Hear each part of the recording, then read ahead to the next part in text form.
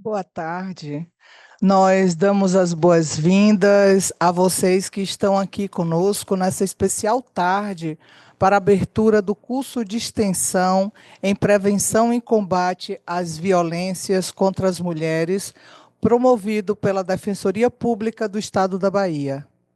As pessoas que nos assistem através da plataforma Zoom, nós agradecemos as presenças e convidamos à frente a diretora da Escola Superior da Defensoria Pública da Bahia, SDEP, a senhora Diana Furtado. A coordenadora da especializada dos juizados especiais, a senhora Eveline Pereira Rocha Portela. E a defensora pública titular da primeira ADP da mulher, a senhora Viviane Lucchini. Nós agradecemos a presença do defensor público Pedro Paulo Casale Bahia. Ele é assessor do gabinete da Defensoria Pública Geral. Agradecemos também a presença da doutora Thaís e agradecemos também a presença da doutora Graziele. E de todos os estagiários, estagiárias, servidores e servidoras aqui da nossa casa, a Defensoria Pública do Estado da Bahia. A Defensoria Pública da Bahia, buscando promover qualificação teórico-prática sobre violências contra as mulheres, à luz do Protocolo de Gênero do Conselho Nacional de Justiça, o CNJ, e demais instrumentos jurídicos normativos nacionais e internacionais que regulam a proteção de mulheres, realiza o curso de extensão em prevenção e combate às violências contra as mulheres. O curso ele é coordenado pela doutora Thaís de Carvalho, pela doutora Mabel Freitas e pela doutora Germana Pinheiro. Hoje, nós teremos a abertura com fala das componentes da mesa, em seguida, a apresentação do curso e a palestra magna. Posteriormente, conforme a programação, teremos aulas nos meses de dezembro de 2024, março e abril de 2025, com especialistas renomadas na área, trazendo importantes temas. E para a abertura do curso de extensão em prevenção e combate às violências contra as mulheres, convidamos a diretora da Escola da Defensoria Pública do Estado da Bahia, Diana Furtado, que nesse momento representa a Defensora Pública Geral em exercício, a senhora Soraya Ramos.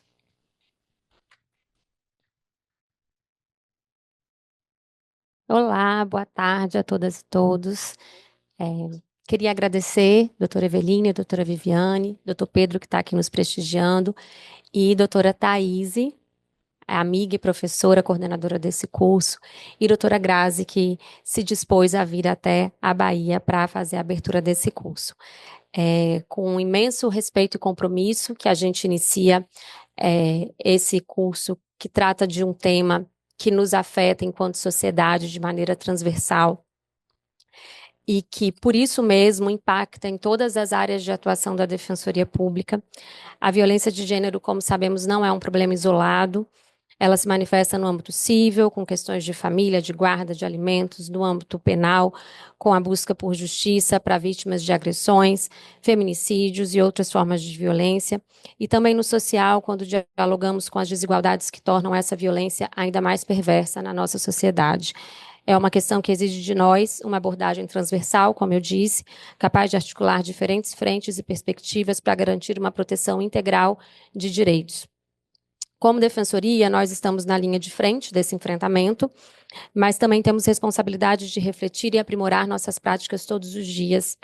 Esse evento é uma oportunidade para reafirmar esse compromisso com a promoção de justiça e diálogo sobre estratégias que fortaleçam nossa atuação conjunta, seja na proteção das vítimas, na orientação das comunidades, na defesa dos acusados, inclusive, ou na sensibilização sobre a importância de uma sociedade muito mais igualitária.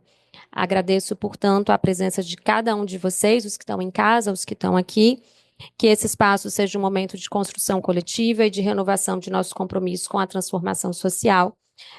Acredito que juntas e juntos podemos avançar na luta por um mundo com igualdade de gênero e respeito como realidade. Sejam todos bem-vindos à Escola Superior da Defensoria Pública.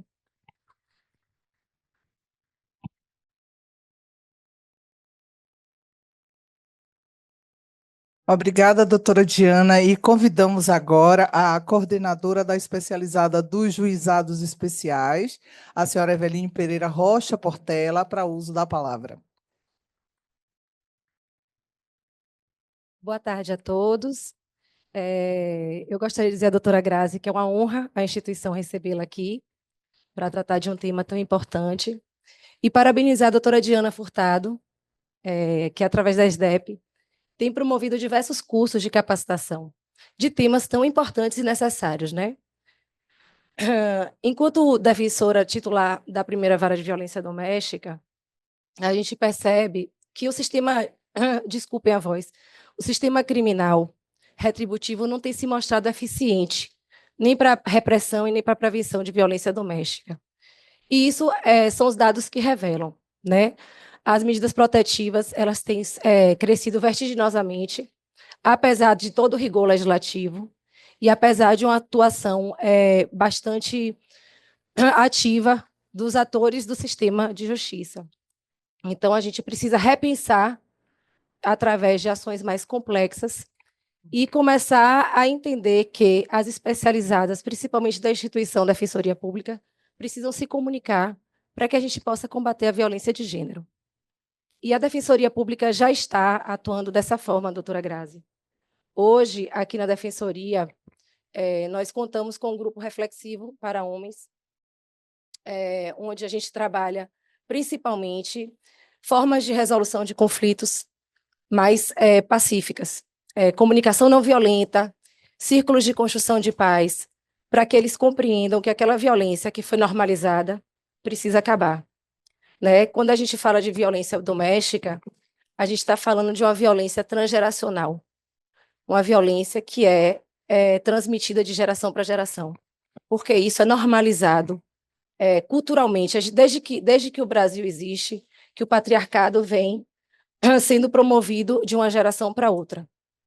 Então, hoje, a Defensoria conta com um grupo de atuação também com crianças e adolescentes envolvidos em situação de violência intrafamiliar, para que eles possam ressignificar esses fatos que ocorreram na vida deles e que impactaram de forma tão negativa, para que eles não reproduzam esse comportamento em outros relacionamentos, porque quando a gente fala de contexto de violência intrafamiliar, a gente tem que trabalhar com todos os atores envolvidos. E é isso que a instituição tem feito.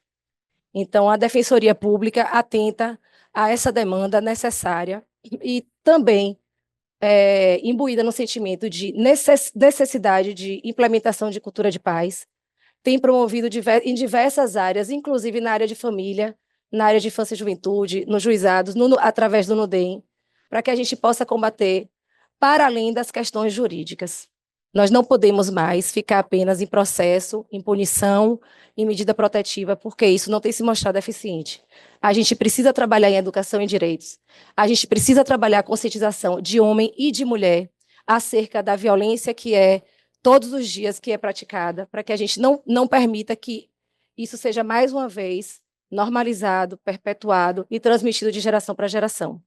Então, eu desejo a todos um excelente curso, uma palestra profícua e de grande aprendizado. Muito obrigada.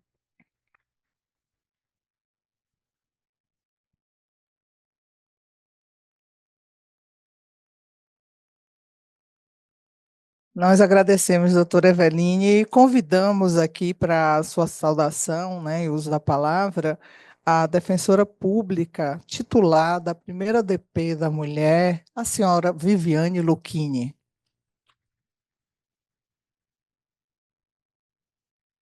Boa tarde, todos e todas.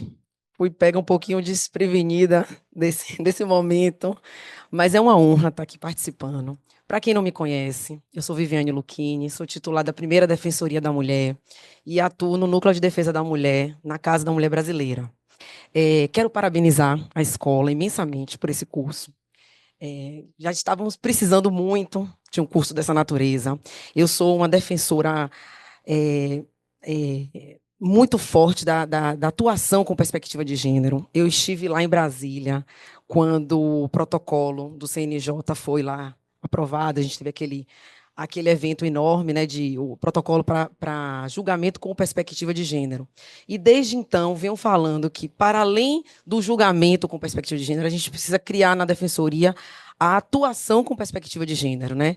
E aí comecei a falar disso nos nossos encontros do Condege, com as colegas do Condege, e já propus até como ponto de pauta a criação de um protocolo para atuação com perspectiva de gênero, para que a gente leve para além de DH, né, direitos humanos, leve para além da gente, dos atores que já trabalham com essa perspectiva. Então, a gente precisa levar para os demais núcleos da Defensoria Pública essa atuação, seja desde o atendimento, né, e do peticionamento, a gente buscar realmente essa atuação conjunta. Então, acho sensacional. Nossa atuação no Núcleo de Defesa da Mulher, ao longo do tempo, eu estou lá há alguns anos, em janeiro vou fazer 10 anos de atuação no NUDEM.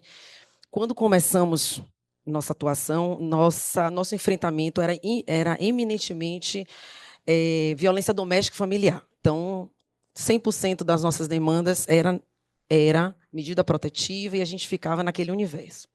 Ao longo do tempo, fomos percebendo as demais violências que as mulheres vêm sofrendo e tivemos que ampliar nossas demandas, nosso leque de atuação. E assim fizemos. E vamos tentando ampliar com o tempo, desde que a gente consiga, né, essa estrutura para isso aí. Então, hoje, para além do enfrentamento à violência doméstica e familiar, pedido de medidas protetivas, com as ações de família que a gente cuida, nós estamos lidando também com as questões de violência obstétrica. Nós estamos tentando fazer acompanhamento das mulheres nas varas dos júris, nos crimes de feminicídio. Nós começamos uma atuação também para os casos de gravidez, pedidos de interrupção de gravidez por má formação. Nós damos orientação, encaminhamento para as outras demandas de abuso sexual, moral e todas as demais demandas que as mulheres precisarem de orientação. Nossas portas estão abertas lá na Casa da Mulher Brasileira. Encaminhamento, trabalho de rede.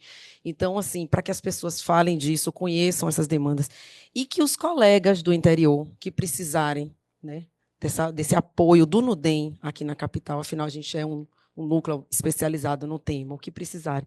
Nosso núcleo está à disposição. Convido os colegas que estiverem aqui com a gente, nos escutando, que também queiram contribuir para esse protocolo que a gente vem falando muito, seja com suas peças, com suas teses. Né? Eu venho convidando os colegas dos outros estados e tenho recebido contribuições nesse sentido. Conversem comigo, conversem com o NUDEM, estamos de portas abertas. Me coloco à disposição de todos no que precisarem nessas demandas e vamos ter um curso fantástico. Quero dizer que estou honrada de ter minha colega amiga Grazi para a abertura dos trabalhos. É uma pessoa que me inspira até hoje. Ela é uma aguerrida no tema e já desbravou. Ela gosta de contar isso, eu gosto de replicar isso aí. Quando tudo era mato, você estava ali, ó, capinando, né, Grazi? Então, Grazi é uma precursora aí do tema que merece todos os holofotes, porque você conquistou esse espaço maravilhoso. Eu acho você sensacional. Então, tenho a honra de ouvir essa minha colega maravilhosa, que eu admiro demais. Obrigada a todos. Agradecemos, doutora Viviane. E agradecendo a doutora Diana, doutora Eveline, doutora Viviane, nesse momento desfazemos a frente de honra. Dando continuidade, nós convidamos a integrante do Fórum Permanente de Violência contra a Mulher do Tribunal de Justiça da Bahia, a advogada, professora, doutora Thaís de Carvalho, para a apresentação do curso.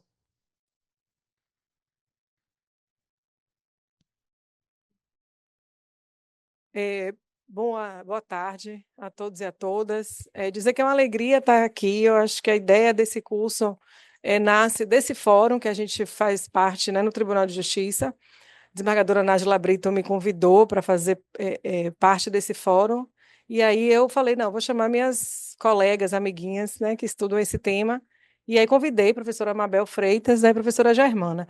E eu fui apresentada aqui, eu sou professora de processo penal da UFBA, da UNEB, sou advogada criminal, tenho 2 filhos, e falei, será que dou conta da gente montar ainda, né, um curso? Mas ficou tão legal o que a gente fez no tribunal, né? A gente inaugurou lá com 3 turmas, para juízes e servidores. E foi um diálogo, um espaço extremamente rico, mas assim, rico na sua complexidade, porque é um ambiente de trabalhar esse tema que também teve enfrentamentos, né? A gente sabe disso. Estar aqui na Defensoria Pública, sem sombra nenhuma de dúvidas, é o lugar mais aconchegante para a gente. Por quê? E eu falo isso primeiro, do ponto de vista do carinho que eu tenho com a instituição, do carinho que eu tenho com as pessoas que compõem essa instituição. Né? Diana é uma querida, a gente já se conhece de outros carnavais, não necessariamente carnavais, mas de outros espaços de pesquisa, de diálogo, né, de aprofundamento de tema, que é o Instituto Baiano de Direito Processual Penal. Mas, sem sombra de dúvida, esse espaço, né, o carinho que a doutora Viviane fala, doutora Eveline, efetivamente um espaço, e vocês precisam saber disso, né? Quem está aqui na sala, quem está ouvindo, a admiração que a gente tem, eu, enquanto professora, porque enquanto advogada, vejo pouco, né, no dia a dia, mas enquanto professora, não. Eu faço, doutor Pedro Paulo, encontros lá com meus alunos de prática, e eu levo profissionais, doutora Graziele. E eu levo profissionais para que eles saibam o que eles vão fazer enquanto daqui a muito pouco tempo concursados. E aí, independente do lugar da mesa que eles vão sentar. E levo juízes, promotores, delegados, advogados e defensores. E sem nenhuma sombra de dúvida, as meninas e os meninos da Defensoria Pública são lindos de ouvir e de ver. Porque a gente vê que ali todo mundo tem suas qualidades, né? Mas as meninas que vão pela defensoria, a gente vê e ouve, eu me emociono em dizer, porque é amor que se tem por essa instituição. Então, eu preciso destacar isso. E aí foi o primeiro lugar que a gente pensou. A gente ofereceu, né, o curso para diversos órgãos institucionais, públicos, pensando nisso, nesse diálogo transversal que a gente precisa fazer. Doutora Eveline fala e me representa muito, no sentido de que eu sou da justiça restaurativa. Eu falei desde a minha dissertação de mestrado sobre justiça restaurativa na violência doméstica. E a gente percebe diariamente isso, como o punitivismo não dá conta.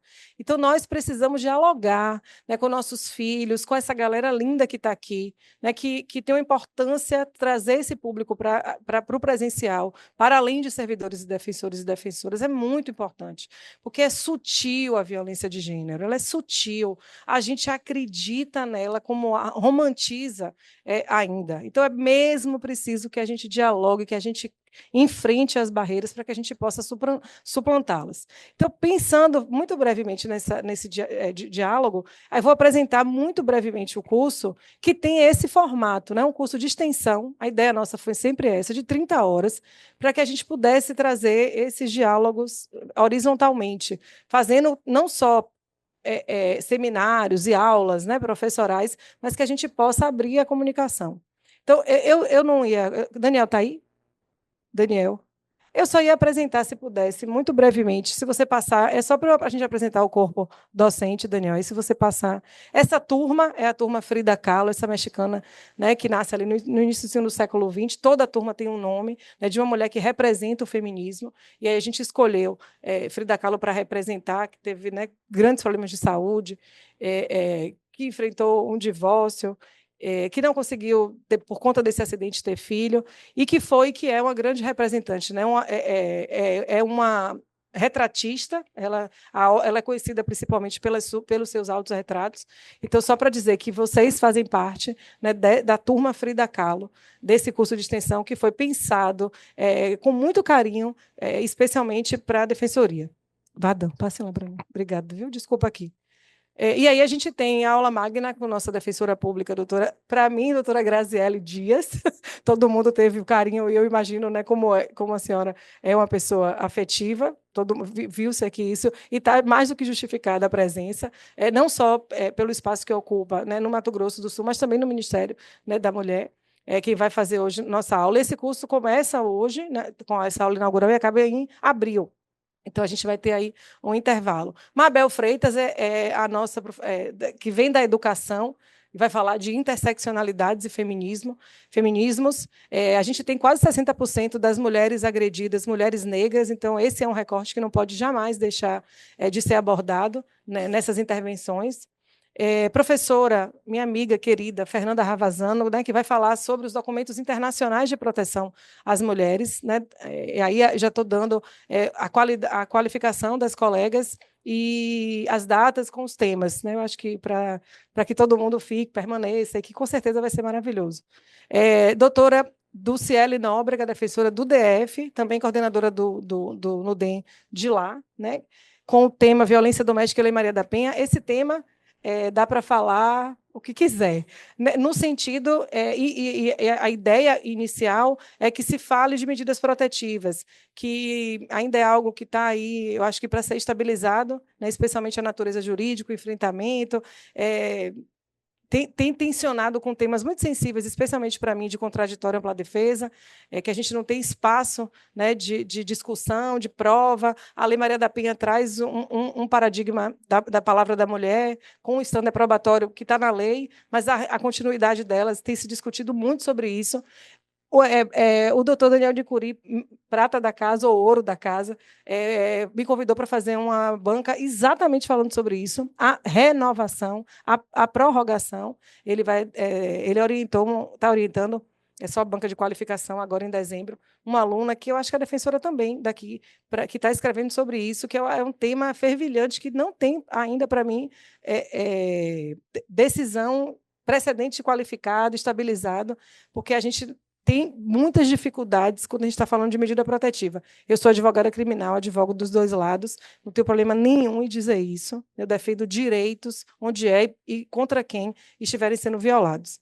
Enfim, doutora Thaís Nominato, né, defensora do Mato Grosso do Sul também, vai falar sobre feminicídio, e aí a gente tem tantas alterações legislativas para tratar, e tratando, né, desse tema, acabamos de ter uma alteração recente, tornando o crime autônomo. Doutora Germana Pinheiro, minha amiga, né, pró-reitora da Católica, que vai falar... Ih, gente, o tema dela não é esse, não, desculpa. Eu corrijo já. Eu prometo que eu corrijo. Doutora Anne Teive Auras, defensora de Santa Catarina, que maravilha, né? A gente trazer defensoras do Brasil para dividir, porque eu acho que é isso também, para dividir, para falar das suas experiências, o que está dando certo lá, o que não está dando.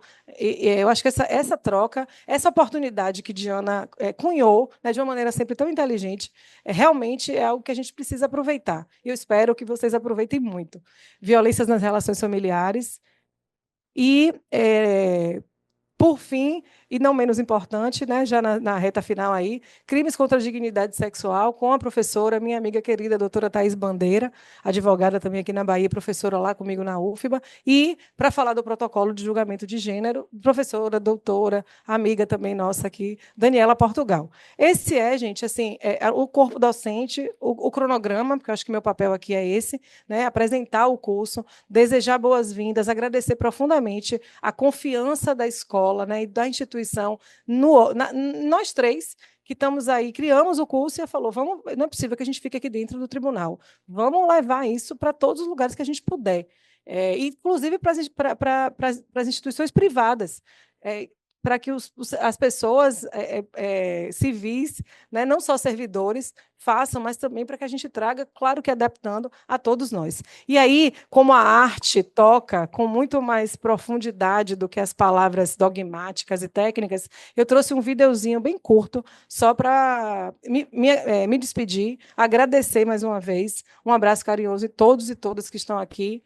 Eu sigo à disposição da Defensoria para qualquer coisa, para tudo, aliás, eu estou à disposição sempre. Contem comigo e obrigado pela oportunidade, pela confiança que vocês depositaram aqui na gente. Só mesmo rejeitar bem conhecida receita. Quem não sem dores aceita que tudo deve mudar. Que um homem não te define, sua casa não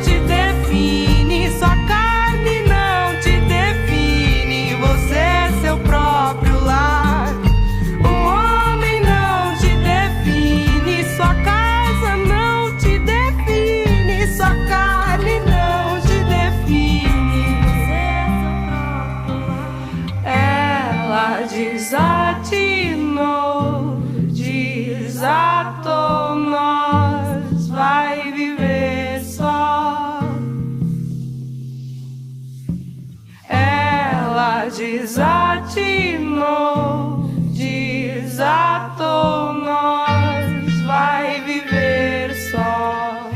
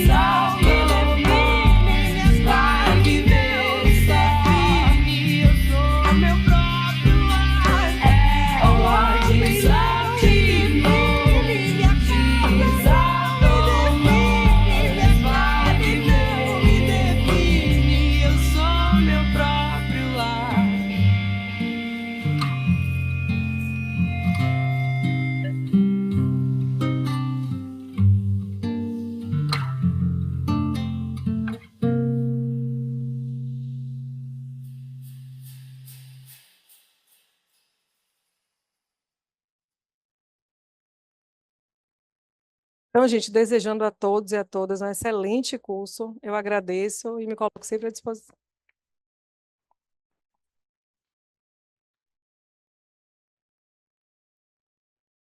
Eu queria agradecer mais uma vez a doutora Thaíse, também a doutora Mabel e a doutora Germana, por terem trazido essa proposta para a Escola Superior da Defensoria Pública e por estarem abertas às nossas sugestões e adaptações que eram necessárias para que esse curso acontecesse neste ambiente, né? Com a presença de defensoras públicas que tratam do tema. E agora, vamos finalmente começar a nossa aula inaugural do curso de Extensão e Prevenção e Combate às Violências contra as Mulheres, promovido por essa Defensoria Pública. Convidamos, então, para a palestra magna sobre violências contra as mulheres, a Defensora Pública do Mato Grosso do Sul e ouvidora do Ministério das Mulheres, doutora Graziele Dias. Seja muito bem-vinda, Grazi. Olá, boa tarde a todas as pessoas aqui presentes. É um prazer enorme estar de volta aqui na Bahia, local que eu adoro e que eu já estive nessa escola, não aqui nessa unidade, Diana, mas na outra, já fui algumas vezes, essa é que eu estou conhecendo agora. Sou muito grata de receber esse convite pela Diana, né, que eu conheci recentemente, pelo Dr. Pedro, Evelyn, e a Viviane, que é minha amiga também de longa data. Obrigada, doutora Thaís, também pela apresentação. Não poderia deixar de lembrar também da minha amiga Firmiane, que é a defensora geral aqui da Bahia, que, como disse a Vivi aqui, quando a gente chegou era tudo mato, e isso é verdade mesmo, a gente faz parte dessas comissões das mulheres aí há muito tempo. Eu estou num lugar muito confortável aqui. De manhã a gente estava na Casa da Mulher Brasileira pela ouvidoria, né, fazendo um papel um pouco diferente do daqui. Ontem também, né, Vivi, fazendo reuniões lá sobre o equipamento da Casa da Mulher Brasileira. Então, eu sou defensora pública há 19 anos, há bastante tempo. Mais de 10 anos também só na violência doméstica, né? Mas a gente, em Mato Grosso do Sul, tem esse trabalho pioneiro mesmo. Muito antes de eu entrar na Defensoria Pública, eu entrei em 2005, a primeira Defensoria Pública do país especializada em violência doméstica foi criada em Mato Grosso do Sul, foi em 1999. Uns casos que ficaram famosos de atendimento de um médico que se dizia cirurgião plástico e que acabou vitimando várias mulheres. Então, a gente criou uma defensoria especializada para atender as mais de 80 mulheres que haviam sido mutiladas por esse médico. E, no fim, ela foi se tornando especializada até que veio a Lei Maria da Penha. Mas, bem antes da Lei Maria da Penha, né, que é de 2006, a gente já fazia os atendimentos dessas mulheres. E a gente fazia um atendimento, inclusive, no júri, que a Viviane falou aqui. Então, esse atendimento do júri já era feito antes da gente ter o artigo 27 e 28 previsto lá na Lei Maria da Penha. A defensora Gisele, que hoje é aposentada, ela teve que ingressar com diversos mandados de segurança para conseguir ser, daí sim, assistente de acusação, porque era o que previa no Código de Processo Penal, não tinha a Lei Maria da Penha nessa assistência que a gente chama de sui generis, de peculiar, né? E eu estava falando para a Vivi, eu sou a que só fala desse tema único há muitos anos, porque foi isso que é a nossa prática, que a gente instituiu. Então, ela teve que entrar com vários mandados de segurança para chegar no Tribunal de Justiça de Mato Grosso do Sul e dizer assim, olha, as mulheres pobres que estão aqui sendo atendidas em condições de vulnerabilidade também têm o direito de ter assistência no júri, nos processos de tentativa de homicídio, né? Ou quando eram consumados pelas suas famílias, ainda não tinha, né, a lei de feminicídio, que é de 2015. Então, a gente tem uma história, né, nesse atendimento das mulheres, bem pioneira mesmo, e eu cheguei lá, já estava tudo pronto, então a gente começou com esse atendimento. A gente também faz um atendimento diferenciado que poucos lugares fazem, que é acompanhar as mulheres em todos os processos criminais. Então, a gente não tem juizado, o Tribunal de Justiça chama de vara, mas são os juizados da Lei Maria da Penha. Então, em todos os processos em que as mulheres são vítimas, né, estão em situação de vulnerabilidade nos processos criminais, em todas as audiências tem uma defensora da mulher acompanhando essas mulheres, como prevê o artigo 27 e 28 da Lei Maria da Penha. Também de forma pioneira, a gente fez isso, e replicando nessas comissões em todo o Estado e em todo o país sobre isso. E a gente vê o tanto que é importante a presença da Defensoria Pública nessas audiências. Não foi à toa que a Lei Maria da Penha de 2006 previu, né, isso de ter esse acompanhamento. Quem trabalhou aqui antes de 2006, ninguém aqui, esses estagiários, todos novos, mas talvez aqui essa frente alguém tenha trabalhado. Não, também, então sou a única que trabalhou antes da Lei Maria da Penha, mas quando eu passei no concurso em 2005, não tinha Lei Maria da Penha ainda, e era a Lei 9.099 que a gente usava, e era um horror. Eu atendia, né, os requeridos, né, da violência doméstica, para a gente não chamar de réus, mas os indiciados de violência doméstica, e era um horror, porque as mulheres chegavam lá, né, elas iam na primeira audiência, vamos fazer um acordo aqui, um termo de convivência social, e saía a mulher numa ameaça, e voltava a mulher, e ela ia indo e voltando, até que na quinta vez ela estava lá espancada e oferecia uma transação para ele, ou a suspensão do processo, ou, né, uma medida ou outra, que a mulher ela ficava desacreditada no sistema. A gente, defendendo os réus, a gente falava, o que a gente vai fazer com essa mulher? Então, a gente começou a ver a necessidade também nessas comissões que a gente integrava aí no país todo, de dar, pelo menos, o direito à informação para essa mulher.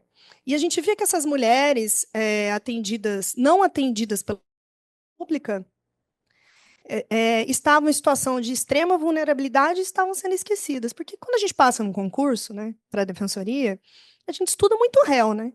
A gente vai fazer o quê? A minha peça que caiu lá na segunda fase era um HC, era réu. Quando a gente faz a prova oral, que é aqueles defensores aguerridos, defensoras aguerridas defendendo o réu, o sistema carcerário, a gente sabe que quase 100% é população jovem e preta encarcerada. Então, é isso, defensoria pública é isso, defensoria pública é isso, e vai entrando o Código de Defesa do Consumidor, e a gente vai atendendo com maior tranquilidade. Vai entrando o ECA, e a gente vai atendendo com maior tranquilidade. Né? Vai entrando idoso, e a gente vai atendendo. PCD, a gente vai atendendo, mas a hora que entra a mulher, não. Tem resistência na defensoria, a gente sabe disso, a gente sofre bullying por onde a gente chega, por onde a gente passa. Ah, não. Na hora de atender a mulher em situação de violência doméstica, isso não é necessário. Para quê? Por que a gente vai fazer isso? Bom, a gente vai fazer isso porque, como foi dito aqui pela Diana, pela Thais, a gente tem que ter perspectiva de gênero nesse atendimento em todos os lugares que a gente está. Não dá mais, como instituição, como defensoria, da gente deixar esquecido esse atendimento da mulher. Não dá mais para a gente desprezar que, ao mesmo tempo que 90% das pessoas, dos homens encarcerados são jovens e são pretos, 67% das mulheres vítimas de feminicídio são mulheres negras periféricas. Onde estão essas famílias? Onde estão os filhos desse feminicídio? Né? Onde estão as crianças? Onde estão os pais dessas mães que estão sustentando as crianças agora? Então, a gente não pode deixar de atender essas mulheres também. A gente tem que ter esse olhar, né, como foi dito aqui, transversal, institucional, e trazer isso para dentro da nossa defensoria. Porque não adianta nada a gente atender lá na Casa da Mulher Brasileira, fazer a inicial de alimentos para a mulher, e chegar e falar, não é para fazer mediação porque tem violência doméstica.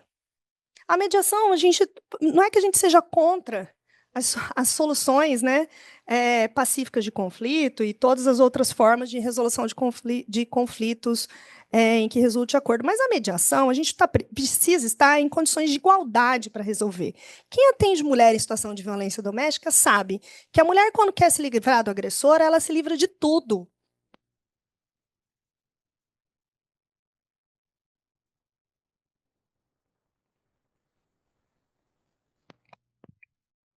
A mulher, ela entrega criança, ela entrega bens, ela quer se livrar do agressor, porque ela tá.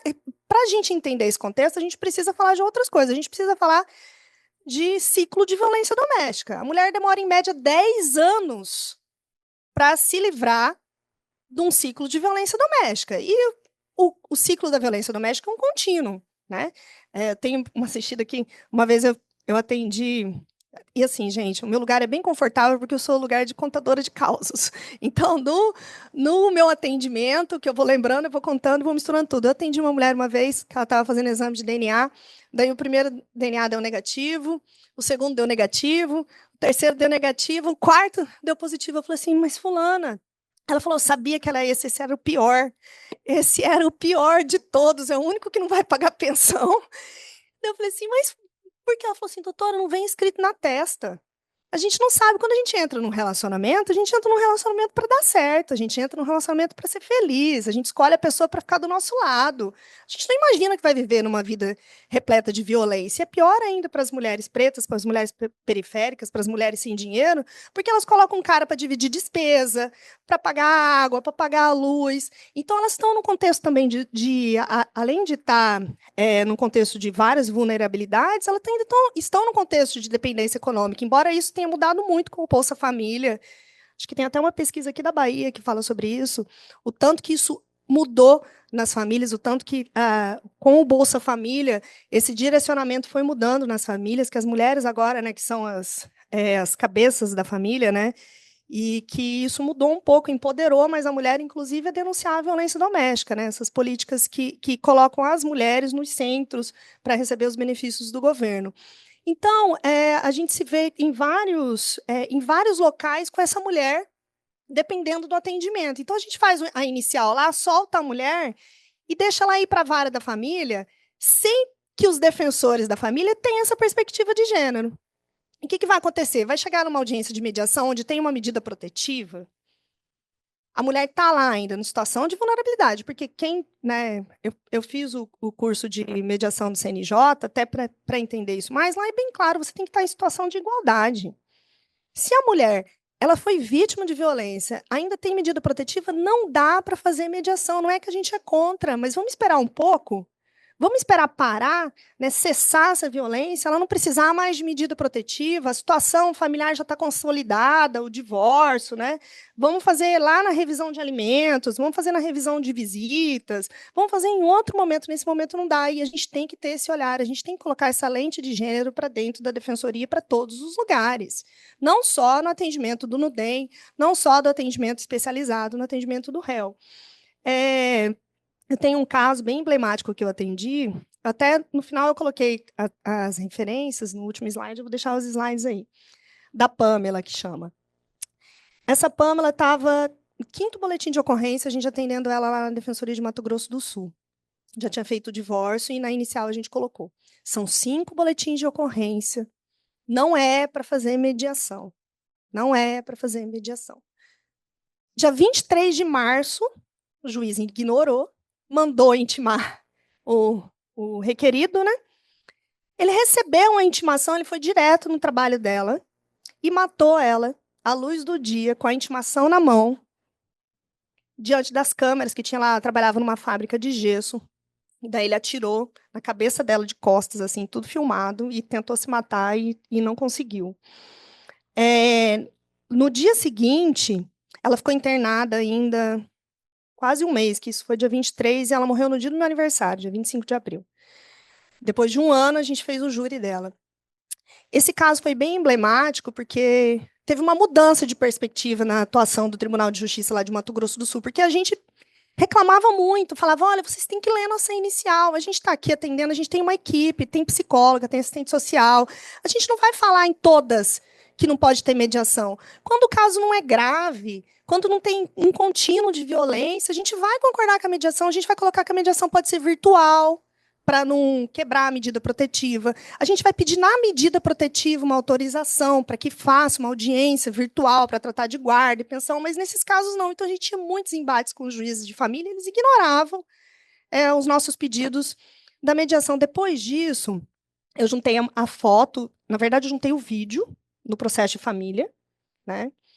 E coloquei que o Estado tinha faltado com a devida diligência e que tinha contribuído para o aumento para mais um feminicídio. Nossa, isso causou até a corregedora me chamou e falou, o que você fez, corregedor do Tribunal de Justiça? Eu falei assim, escrevi, eu vou entrar com uma indenização contra o Estado, tá? Porque isso daqui está errado.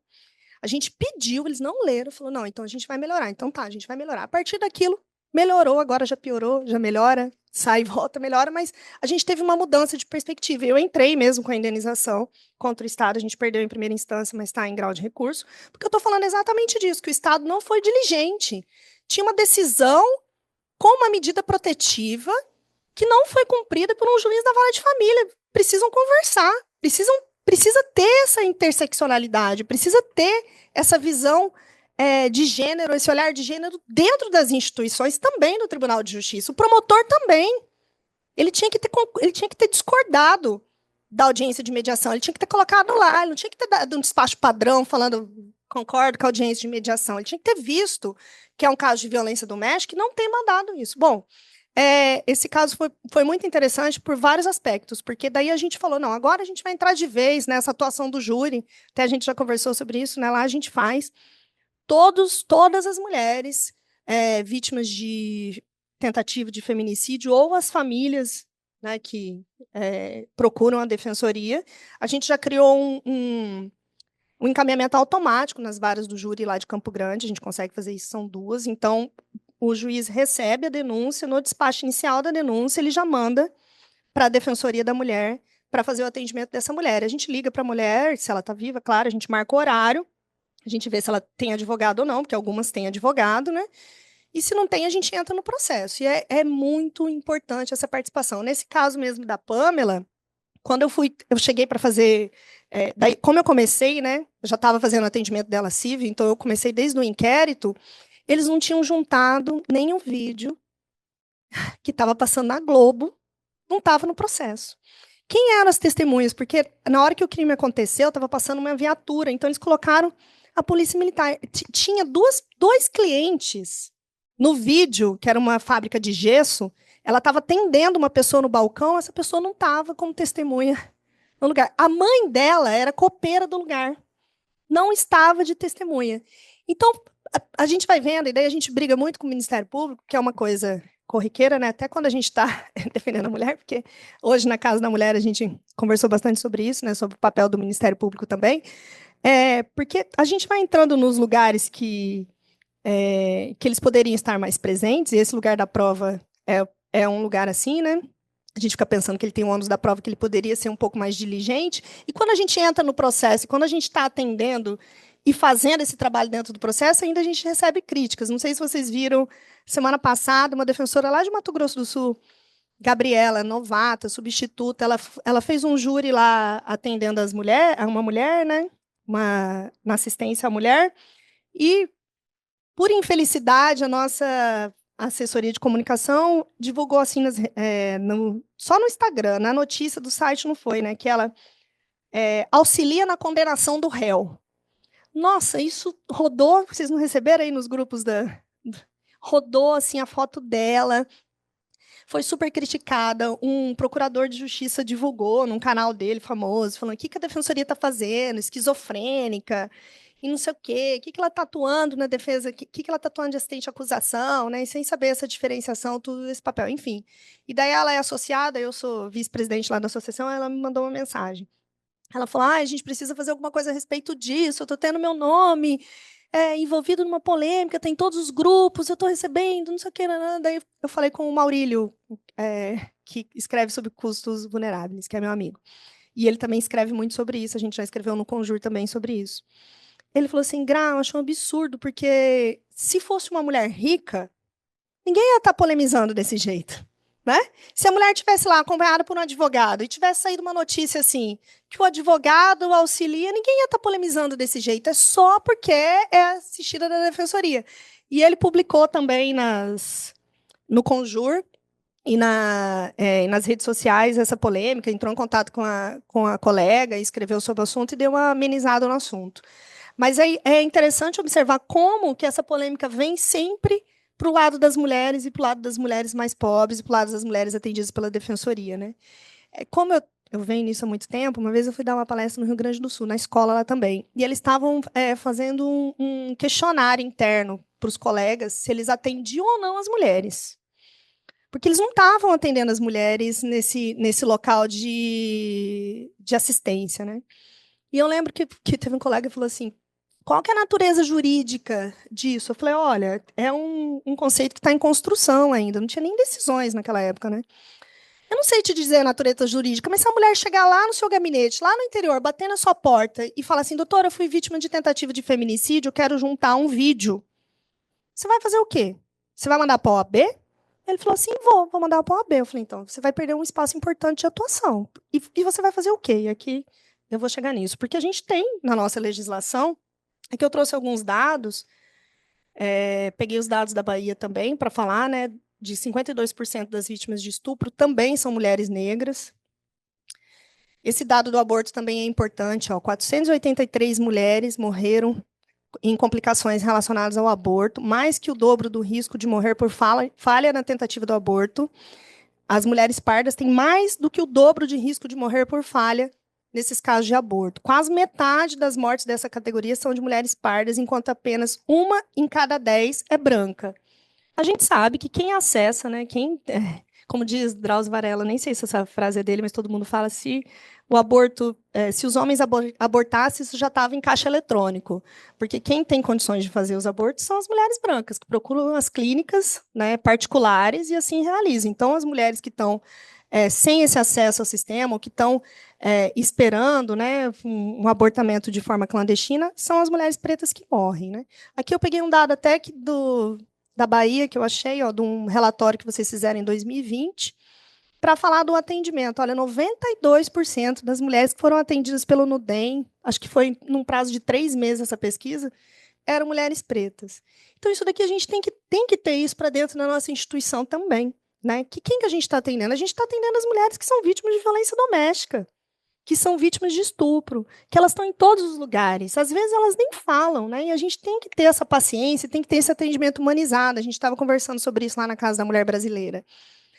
Quando você é jovem, quando você começa o atendimento, né? Muitas vezes alguém já fez isso. Não, começa do final. Vamos para o final, né? Às vezes a mulher chega lá e fala: doutora, eu vim me separar há 30 anos de casado, mas o problema já começou na lua de mel. Você já fala: são 30 anos. Não, vamos escutar, porque você vai perder alguma informação importante. Você vai perder um ciclo de violência doméstica aí no meio. Agora, mais um caso. Quando eu era defensora lá no interior, lá em Chapadão do Sul, que foi minha primeira cidade, eu peguei um caso de uma mulher que estava presa, que ela tinha matado o marido. E durante o processo todo, ela tinha sido acompanhada por um advogado. E, assim, um mês antes do júri dela, marcado, né, me ligam no presídio, o presídio feminino fica numa cidade vizinha, e fala: olha, ela quer falar com você, porque vai ter um júri, não sei o quê. Daí que eu fui pegar o processo, era processo físico ainda, vocês nem conhecem isso, processo físico. E fui ler o processo dela e vi lá nas entrelinhas de um ou outro depoimento que ela era vítima de violência doméstica. Isso aconteceu, gente, em 2005, antes da Lei Maria da Penha. Mas o júri dela foi 2007 ou 2008. Daí eu liguei para o colega lá do presídio, né, e falei: olha, você pode atender a Maria Aparecida aí e tal? Pega essas informações, pergunta. Fiz as perguntas, ele foi lá e atendeu ela. Gente, não tinha nada, não tinha nem WhatsApp. Mal a gente tinha celular, então era assim que a gente usava mesmo. A gente fazia as perguntas, o colega anotava lá e fazia. Quando ela chegou para fazer o júri, que eu conheci ela já no dia do júri, né, que ela veio escoltada, ela entrou com a mãe dela, né, com os policiais. A mãe dela parecia ser mais jovem que ela. Eu falei: nossa, quanto tempo você está presa? Ela falou: 2 anos. E eu já tinha estudado o caso, né? O caso era bem ruim para ela. Ela vivia em situação de violência doméstica, mas ela nunca tinha registrado nenhum boletim de ocorrência, porque ela não saía de casa. A mulher vivia praticamente em cárcere.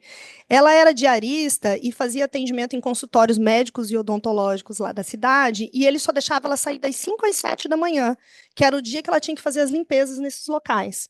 E ela voltava com o dinheiro da diária, ele pegava o dinheiro da diária e ela ficava em casa, em cárcere, né? Era a vida da Maria Aparecida. Ela já tinha tentado fugir várias vezes de bicicleta, porque ela não tinha dinheiro, com uma criança pequena junto, que era o filho, e ele ia, pegava ela e voltava, e assim ela ficava. Até que um dia, ela contando isso, né? E daí foi a vez que ela contou mesmo, porque estava tão ruim a prova no processo que nem a história dela direito estava lá. Ela falou assim: eu resolvi matar ele quando ele começou a mexer com meu filho. Porque eles saíram para catar a latinha no carnaval, e um menino voltou e falou que ele estava batendo nele. Eu falei: não, enquanto ele está batendo em mim, tudo bem, mas no meu filho, não. Então, eu esperei ele dormir bêbado, peguei a cordinha do varal, amarrei ele na cama e joguei o querosene do fogão. E ataquei fogo e fui embora. Peguei a bicicleta e fui embora de bicicleta. Quando os bombeiros chegaram, eles filmaram. Ele estava amarrado, tentando se soltar e queimando vivo. E isso era um vídeo que estava passando lá para o júri. E era o vídeo que ia passar para o júri, né? Eu falei: o que eu vou fazer? Eu já tinha pedido para ouvir algumas testemunhas em plenário, porque estava bem ruim a prova, já tinha conseguido. Entre as, o filho dela, que nessa época já tinha 13 ou 14 anos, porque ela ficou foragida um tempo, depois ela foi recapturada, esse crime já tinha acontecido algum tempo atrás. E daí eu falei: bom, dona Maria Aparecida, a senhora vai contar isso. Exatamente isso que a senhora está contando para mim, tá? Eu vou te fazer as perguntas e a senhora vai contar. Eu falei assim: por que a senhora amarrou ele? Ela falou assim: porque era o que tinha, né, disponível. Mais ou menos ela falou assim: era o que tinha disponível. Porque toda vez que eu tentava fugir, ele vinha atrás de mim. Eu não queria matar ele, não. Eu queria amarrar ele lá e que ele não viesse atrás de mim, que desse tempo de eu fugir. Eu falei: então tá, a senhora conta isso também. E daí o filho foi ouvido, a mãe foi ouvida. E eu não fiz defesa jurídica nenhuma. Eu só fiquei falando da Lei Maria da Penha, coloquei foto da Maria da Penha, contei a história da Maria da Penha. Eu falei: olha, eu vou contar uma história aqui para vocês. Uma farmacêutica de tantos anos, não sei o quê, nananã, que foi vítima de tentativa de feminicídio por 2 vezes. Daí aqui a Maria Aparecida, uma senhora assim, que trabalhava, que não sei o quê, que era vítima de tentativa de feminicídio, não sei o quê, nananã, contei. Falei: então, ou era Dona Maria Aparecida viva aqui, ou era assim ela como Maria da Penha, ou morta ou numa cadeira de rodas, né? Ele morreu de um jeito cruel, parece ser cruel mesmo. Eu falei assim para os jurados: se fosse eu, Dona Maria Aparecida, eu imaginaria jeitos piores de matar o meu ex-marido, mas Dona Maria Aparecida era o que ela tinha em mãos. Então, foi o que fez. Não sei o que. Bom, ela foi absolvida. Foi muito legal esse júri. Até eu escrevi um artigo sobre isso na minha pós, quando eu fiz a época, porque foi assim, um momento muito legal da minha carreira. Ela foi absolvida, teve uma jurada que chorou, só que daí todo mundo ignorou e não, não anulou o júri, né? E o promotor veio e falou para mim, olha, eu não vou recorrer, tá? Ela já ficou presa, acho que já está de boa, não sei o quê, e tal. A gente fez um combinado ali de não recorrer. Isso foi uma sexta-feira. Na segunda-feira, eu conheci a organização do patriarcado, tá? Eu conheci. Fizeram uma comissão no fórum do oficial de justiça, do escrivão, de estagiários, fizeram 4 pessoas, foram na sala do promotor e falaram assim, olha só, pelo bem dos homens de Chapadão do Sul, você vai recorrer disso sim, tá? Você vai recorrer à casa da broderagem que a Valesca, psicóloga lá da UNB, fala, já estava instituída em Chapadão do Sul em 2007, já estava bem antiga lá. Falou assim, não, você vai recorrer sim, tá? Porque, se você não viu, que a doutora Grazielli e o meu ex-marido, na época advogado lá, eles chamaram o meu ex-marido também e falaram assim, "Você cuidado, porque ela falou aqui que ela imagina formas pior de te matar." Falou assim, mas eu não faço nada. Eu falei, tá louco. Foi que... então, eles fizeram essa comitiva, foram lá falar com o promotor ficou balançado, né? E a gente tinha um bom relacionamento. Ele falou para mim, falou assim, falei, bom, agora você vê qual que é a sua palavra, porque você falou para Dona Maria Aparecida que você não ia recorrer. Eu vou chamar ela aqui, então, e você vai explicar para ela que você vai recorrer por quê.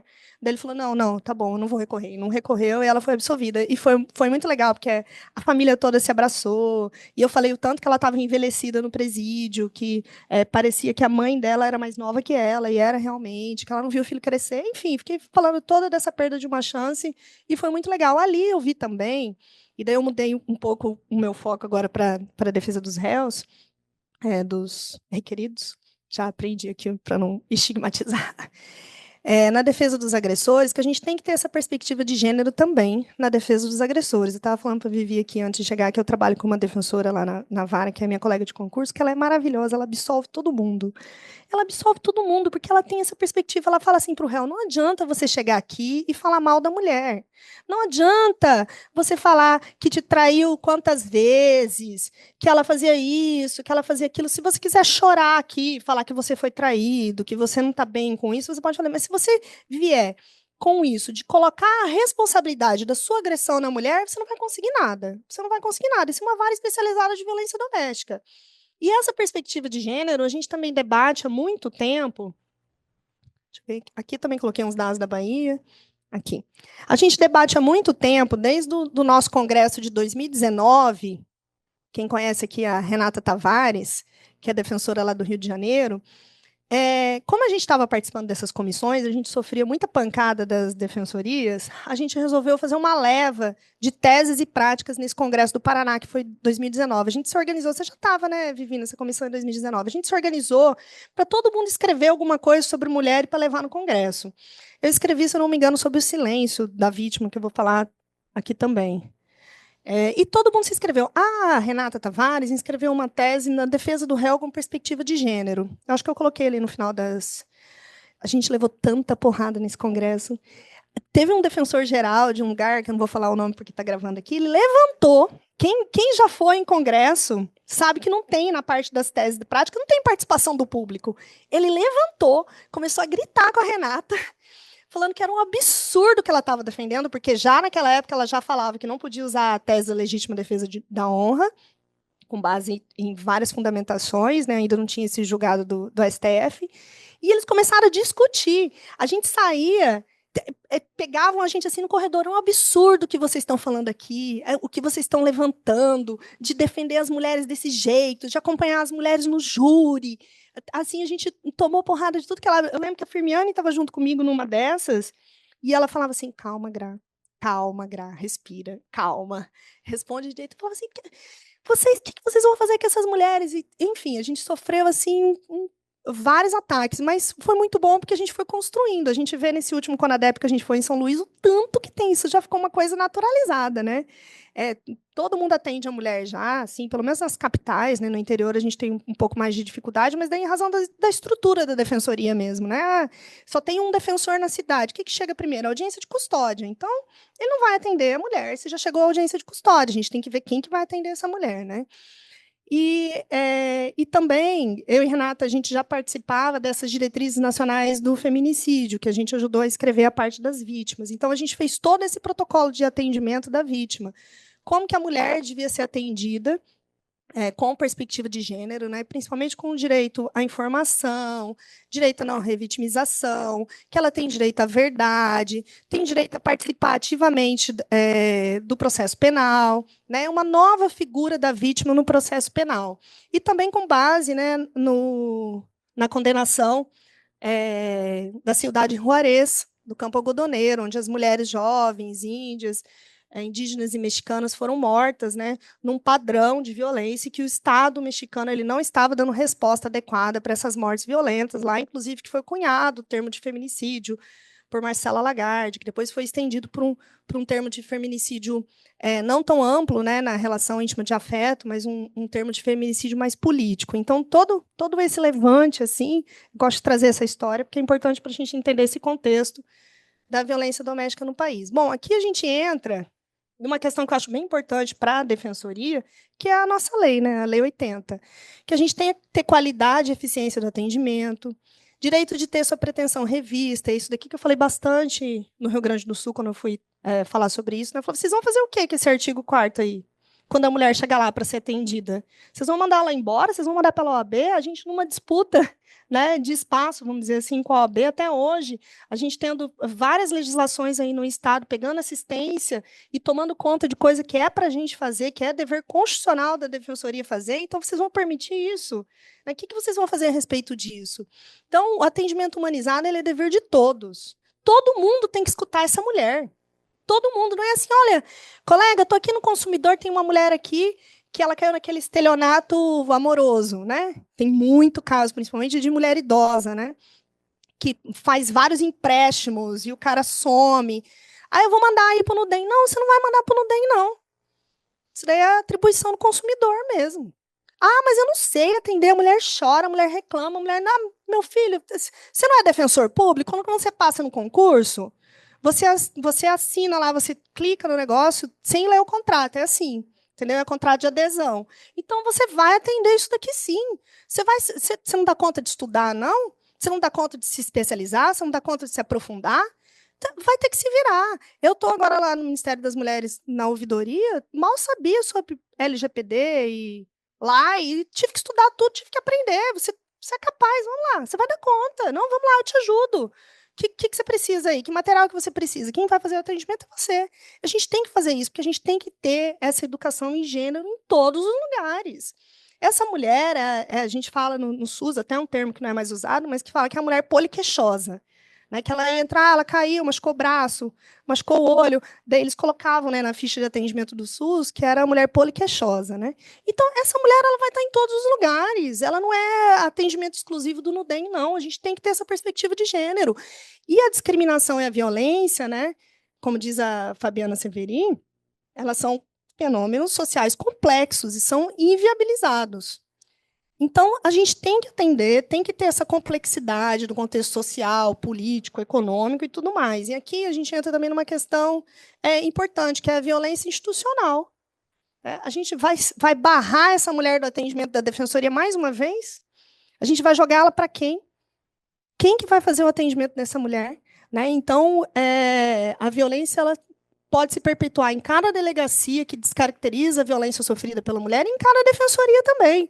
Onde vocês estão lendo aí delegacia policial, vamos ler defensoria e vamos ler defensora. Ou defensor que toma a postura da mulher exagerada. Né? Esse vídeo que foi passado aqui, eu lembrei de um livro que eu já li há muito tempo atrás, que chama O Papel de Parede Amarelo. Não sei se vocês já leram. É bem pequenininho, assim, é bem antigo. Ele fala das mulheres loucas. Esse é o caso de uma mulher que ela estava adoecida, que ela era vítima de violência e que antigamente ela era tratada como louca, né? Então a referência dela era sempre o papel de parede amarelo que ela via no quarto, e a partir daquele quarto ela desenvolve todos os contextos de loucura e de sofrimento dela, né? Então a gente tem que ter muito cuidado, a gente atende muito, né, Vivi? A gente estava falando disso lá na casa também, e as mulheres hoje elas estão adoecidas em razão da violência doméstica, então a gente tem que ter uma equipe psicossocial para atendê-las. A gente não dá conta de fazer esse atendimento se não estiver bem estruturado. Se a gente não, às vezes a gente não tem recurso para conversar com essa mulher direito, né? Tem mulheres com ideação suicida, tem mulheres que elas abandonam tudo, como eu disse aqui. Não quero. Se uma mulher chegar e falar para você, eu não quero nada, eu não quero filho, eu não quero nada. Alguma coisa aí tem, né? Pode ser que realmente aconteça, né?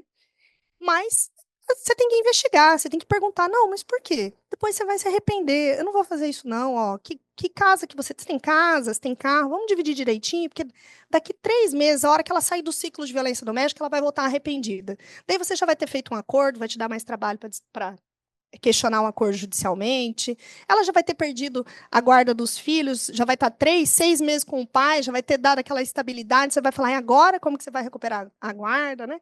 Ele já vai vir com as questões de alienação parental, né? Ou que a lei de alienação parental é muito usada hoje contra as mulheres, né? Inclusive, a gente está com vários projetos lá no Ministério das Mulheres para auxiliar na revogação dessa lei, porque é uma lei que foi construída sem base científica nenhuma, né? Quem sabe da origem disso, tem até um podcast que eu coloquei no final, que é bem interessante, que fala sobre isso, né? Foi construída por um médico, né, americano, que era pedófilo, inclusive, que se matou no final e que foi condenado. A base científica é dele, ele mesmo, ele que escreveu, ele cita só ele na obra dele. Então, é uma lei que a gente importou e que é muito questionada hoje a aplicabilidade dela, e a gente está vendo que ela só está se voltando contra as mulheres. Então, aqui eu já falei do artigo 27, né, que fala que tem que ter acompanhamento, né, e não é buscar condenação. Quando eu faço esses júris atendendo as mulheres, e nenhuma vez, nenhum júri que eu fiz, eu pedi a condenação. Eu não acho que isso é o papel da defensoria, de pedir condenação, né? A gente pede a fala lá de 15, de 20 minutos, eu vou falar sobre a violência doméstica, eu vou trazer a mulher para o plenário do júri. Vou falar, essa mulher tinha tantos anos, tantas filhas, dependia disso atendimento, assim foi tratada, tantos processos. Eu não vou falar de qualificadora, eu não vou falar de nada. O meu papel é trazer, é dar direito à informação, direito à verdade a essa família, e para que seja respeitado, inclusive, o protocolo do feminicídio do CNJ, o protocolo de gênero do CNJ, onde essa mulher não pode ser atendida, não pode ser revitimizada pelo sistema de justiça, né? A gente também tem uma tese muito interessante que deu início a esse enunciado, e eu já estou finalizando, gente, que deu início a esse enunciado, que deve ser respeitada a vontade da vítima de não se expressar durante seu depoimento em juízo após devidamente informada de seus direitos. Isso daqui foram os núcleos da defensoria que criaram. Porque o que acontecia? A mulher chegava no atendimento, na audiência criminal, começava a perguntar e a reperguntar, e, obviamente, quando você pergunta mais de uma vez, as respostas são diferentes, e vinha aquela ameaça, principalmente do Ministério Público, né? Ah, você vai sofrer denunciação caluniosa. E várias vezes, a gente já, diante dessa ameaça, eu já desliguei o microfone da mulher e falei, não, peraí, então ela é ré agora? Então ela vai ficar em silêncio. É denunciação caluniosa? Então ela vai ficar em silêncio. Não, você não pode tumultuar a minha audiência. Eu falei, não, a senhora decida aqui, o senhor decida aqui se ela é ré ou ela é vítima. Está falando que vai responder por denunciação caluniosa, ela vai ficar em silêncio. Não, eu quero falar. Não, a senhora não vai falar. A senhora vai ficar em silêncio. Vai todo mundo ficar em silêncio aqui. Já levantei de audiência com a vítima e fui embora. E falei, não, pode constar nada, a senhora vai ser presa, não sei o quê, pode constar nada, ela não vai falar. Vocês não podem fazer perguntas de modo a revitimizar a mulher. Ou, se ela está sendo acusada de denunciação caluniosa, e agora a gente já está vendo outra etapa. As mulheres que estão ficando em silêncio e os réus estão sendo absolvidos, eles estão registrando um boletim de ocorrência contra elas por crime contra a honra. E elas estão parando lá na ANPP do Ministério Público. E daí o Ministério Público não está vendo isso, que foi a origem, que foi um conflito de violência doméstica, e está lá insistindo para a mulher fazer um acordo. Então, a gente já está em outra fase, a gente vai ter que fazer alguma coisa, porque o Ministério Público não tem essa visão, e está indo lá agora, a gente acompanhando as mulheres vítimas de violência doméstica, que elas estão como ré, agora em outra audiência, em outro processo criminal, mais uma vez sofrendo essa violência processual. Então, elas têm, sim, o direito ao silêncio, depois de orientada, né? Muitas vezes as mulheres elas não querem que o processo criminal continue, já passou muito tempo, e elas têm direito de ficar em silêncio, porque a vítima não é testemunha, não tem condução coercitiva, ela não é obrigada a comparecer em juízo, ela não tem que pagar multa, ela está em outra topografia do Código de Processo Penal. Então, ela não tem as responsabilidades que a testemunha tem. E o processo penal, o ônus do processo penal da prova é do Ministério Público e não deve recair 100% sobre a vítima. Isso é outra coisa que a gente tem. Embora na violência doméstica a palavra da mulher tenha importância, né, seja relevante, ela não deve ser a única prova, isso acho que todo mundo concorda. Então, alguns tópicos associados também, que eu já falei por aqui, basicamente, né, essa lei de alienação parental. Agora, a Convenção de Haia, também lá no Ministério das Mulheres, a gente está tratando sobre isso, porque as mulheres que estão sofrendo violência doméstica no exterior estão impedidas de trazer as crianças em razão da Convenção de Haia. Então, a AGU, lá por meio da Presidência da República, já está propondo uma mudança na Convenção de Haia, especificamente sobre essa questão. Aí, tá acontecendo muito lá no Ministério. Ela traz a criança e depois a criança, eles alegam a Convenção de Haia para devolver a criança para o país de origem.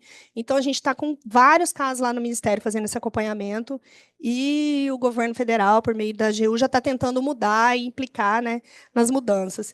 A lei de alienação parental, que eu já falei, o abortamento legal também, a mediação obrigatória, né, as técnicas de autocomposição, o abortamento legal e tudo mais. Gente, acho que era isso que eu tinha para falar, passando assim geral por esses temas, para não tomar muito tempo de vocês. Né? Obrigada pelo convite, agradeço mais uma vez, fico muito feliz, estou aberta aqui se alguém quiser fazer alguma pergunta.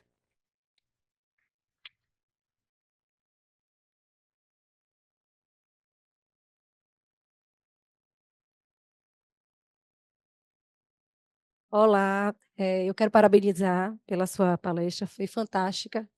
Nada menos do que a gente esperava, muito além, inclusive. Mas eu queria trazer uma questão que é um tanto quanto polêmica, mas assim acho que é importante o enfrentamento, né? A gente que milita na área e a prática traz para a gente uma certa experiência do dia a dia.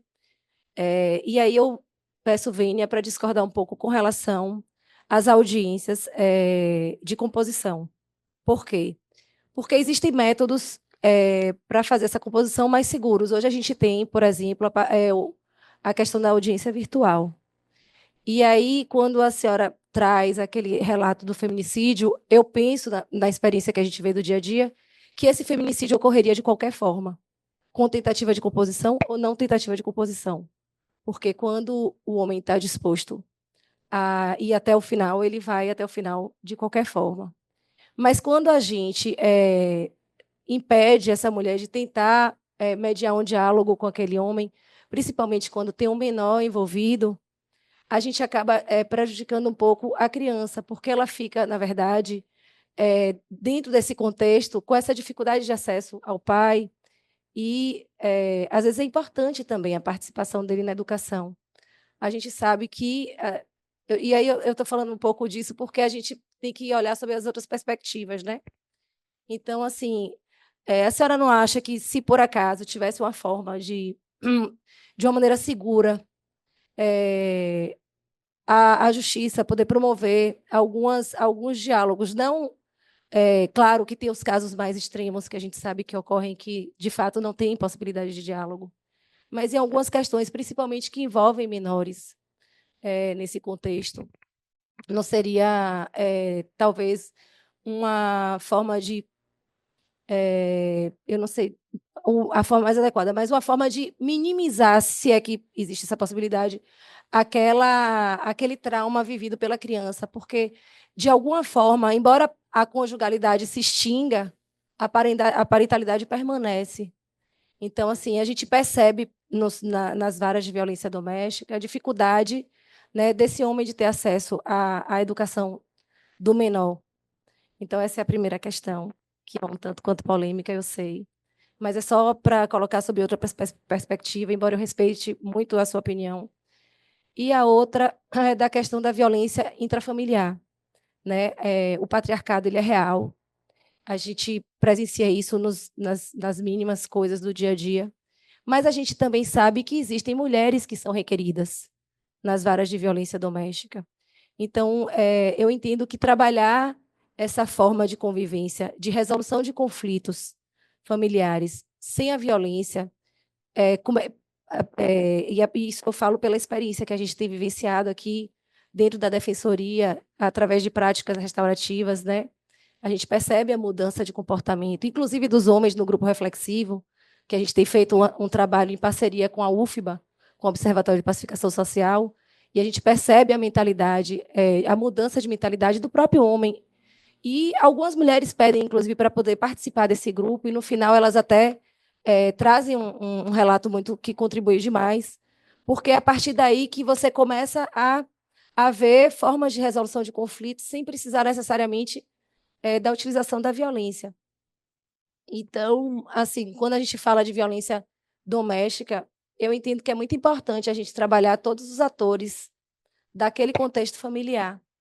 Não sei se eu consegui me expressar da maneira mais clara. Colega, a gente tratou disso até numa aula que eu tive agora no último final de semana, sobre mediação no mestrado que eu estou fazendo. A gente tem uma matéria. E o professor lá, que é um dos fundadores da mediação, até professor Newton, não sei, ele até escreve sobre o assunto. A gente discutiu sobre isso. Qual a conclusão, né, que ele chegou juntamente lá com todo o arcabouço legal que ele tem?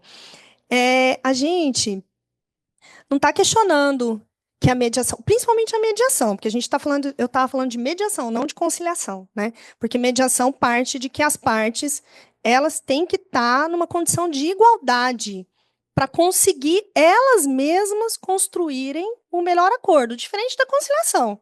Porque na mediação, a pessoa que está fazendo a mediação, ela fica lá de Mona Lisa, de cara de paisagem. Ela não pode nem pender para um lado, nem pender para o outro. Ela tem que deixar as partes construírem um acordo. As partes são ouvidas separadamente, querem participar do processo e tudo mais. O que é diferente na conciliação, que a conciliação é um terceiro que ajuda, né, vamos dizer assim, a construção disso. Então, a gente tem a regra da CEDAW 33 que fala exatamente sobre isso, que é claro que a mulher que acabou de sofrer uma violência doméstica, que está com essa medida protetiva, ela não está em condições nem de participar disso no meio virtual. Não está em condições, porque ela está numa condição de extrema vulnerabilidade, muito diferente do réu. Então, o que a gente questiona não são as formas, que a gente acredita que tem seus benefícios e que tem que ter mesmo, tem que aplicar, mas é o momento em que essa mediação, essa conciliação é aplicada, entendeu? É um momento. Então, a gente tem que ver bem a questão da vulnerabilidade. A gente sozinha não vai conseguir ver isso. Lá em Mato Grosso do Sul, a gente já tem uma experiência que a gente criou um núcleo que eu, quando era coordenadora do NUDEM lá, a gente ajudou a instituir, junto com o Tribunal de Justiça, um núcleo especial de mediação só para as mulheres em situação de violência. E a gente reformulou o atendimento. A gente fez atendimento virtual, a gente fez novas técnicas, e deu muito certo, sim, mas a gente observava muito o momento. Né? Passou 3 meses, ela já retirou a medida protetiva, ela já voltou a conversar com ele. Qual foi a violência? Não foi tentativa de feminicídio? Não foi contra policial, a gente tem caso de muita violência de policial contra as mulheres, então os policiais eles chegavam na mediação armado.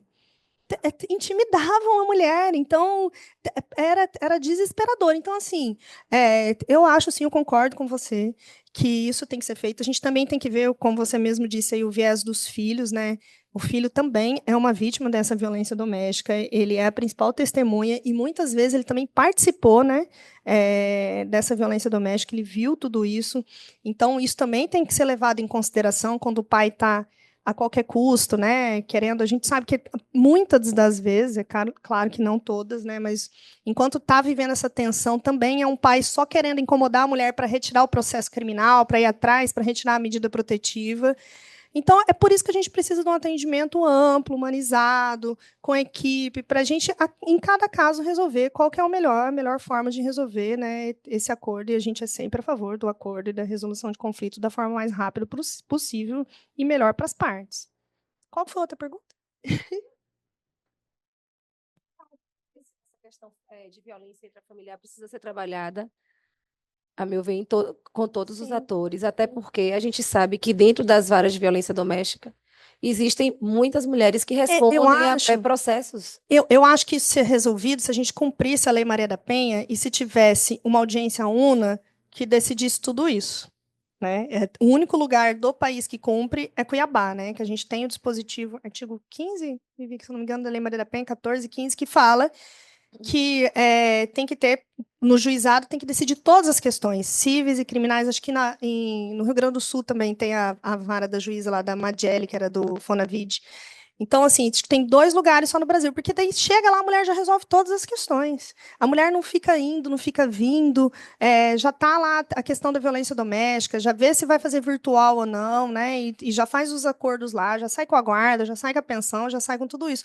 O negócio é que os tribunais aí pelo Brasil fracionaram a lei da Maria da Penha, criam resoluções e portarias internas, né? E vão aplicando a lei do jeito que querem. É um dos grandes debates que a gente tem nas comissões é sobre isso, sobre a hibridez, né? Das varas de violência doméstica. É isso, queria agradecer mais uma vez a presença de todos, aos que estão virtualmente, aos que estão aqui presencialmente com a gente. Agradecer a presença de doutora Thaís, coordenadora do curso, de todos os nossos coordenadores aqui, doutora Eveline, doutora Viviane, que está representando a doutora Lívia, doutor Peu, que está aqui, e também de Grazi, que veio nos prestigiar com essa aula magna. Obrigada, boa tarde a todos.